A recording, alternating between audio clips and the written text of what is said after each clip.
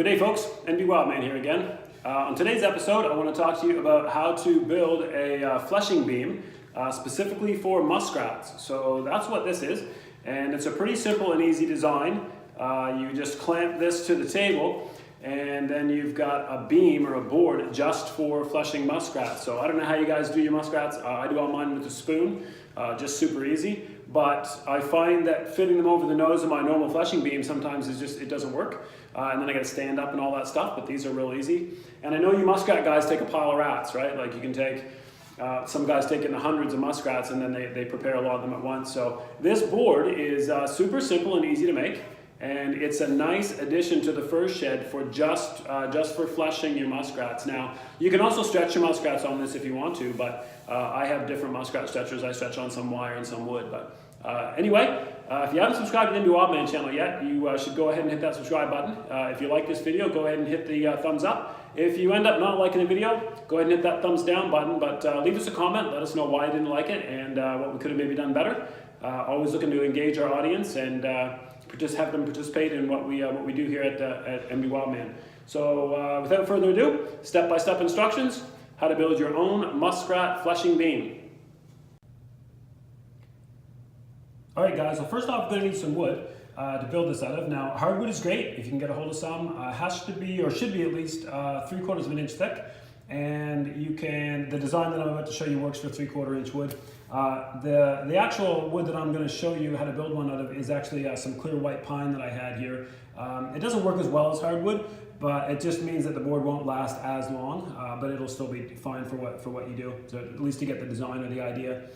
So first you're going to need a piece that is at least 24.5 inches long, and you're going to want to cut that, and then as you can see we're going to rip it to 5 inches wide. So in the first couple of pictures here we've measured 24.5 and we've marked it at 5 inches and squared it off, and then we're going to take it over to the chop saw and cut that 24.5 inches.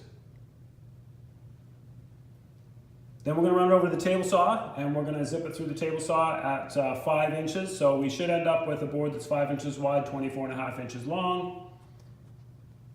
Then we're going to find the center of our 5-inch wide board. So basically put your tape on there, mark at 2.5 inches.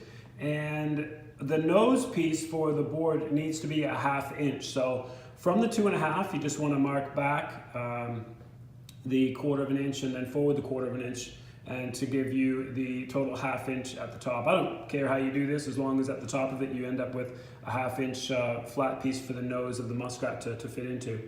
Then you want to measure down the length to the 13-inch mark, and that's how far that I taper these boards. So you're going to want to do this on both sides. Next, I take a muskrat board from the shelf. Usually I use a smaller one, just because I want to make sure that all of the muskrats that I want to flesh will fit on this board. But I take a muskrat board off the shelf and I lay it on my 24.5 inch, 5-inch wide piece, and I just trace around it. Once that's done, I head over to the bandsaw.